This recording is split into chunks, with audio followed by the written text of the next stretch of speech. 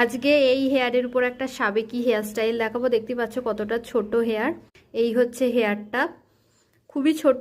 এর উপরে একটা সাবেকি হেয়ার স্টাইল হবে, তো তোমরা দেখতে থাকো। দেখো, ফার্স্টে এখানে মিডিলে সেকশন করে নেবে। আজকে একটা সাবেকি হেয়ার স্টাইল দেখাবো। ফার্স্টে এখানে ভালো করে মিডিলে সিটেটা করে নেবে। করে নেওয়ার পর ঠিক এই কান থেকে এই কান অবধি, ঠিক এই কান থেকে এই কান অবধি একটা পার্টিশন নিয়ে নিতে হবে। এইভাবে দেখো, এখানে সুন্দর করে সেকশন দুটো নিয়ে নিয়েছি। এটা আমরা লাস্টে করব, এর আগে পিছন দিকটা করে নেব। এদিকটা এখন রেখে দেব।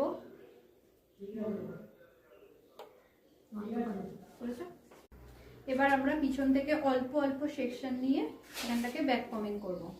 ঠিক এইভাবে রুট ব্যাক কম হবে, এইভাবে নেবে। সেকশনটা নিয়ে একটু চাপ দিয়ে পিছন দিকে নেবে।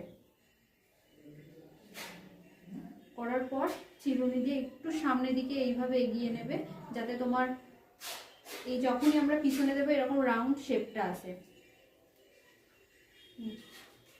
ভালো করে একটু হালকা করে স্প্রে দিয়ে দেবো।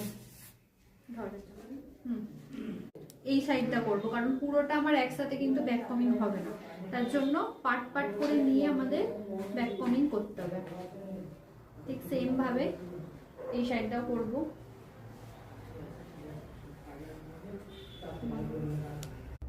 এখানটাতে এবার সামনেটা করবো, হালকা করে একটু স্প্রে করে নেব।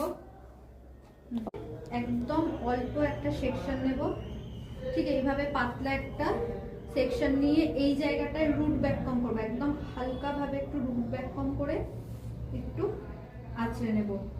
নেওয়ার পরে এটাতে কি করব, ভালো করে স্প্রে দেব। স্প্রে দিয়ে আর একবার আঁচড়ে নেব।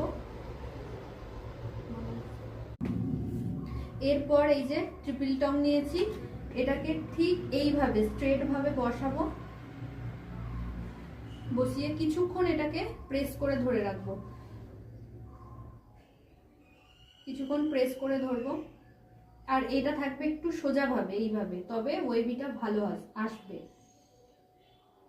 এই যে কিছুক্ষণ করার পরে এটাকে একদম টেনে ধরে থাকবো না, চুলটা এইভাবে একটু লুজ করে রাখবো, যাতে ভালো বোঝা যায়।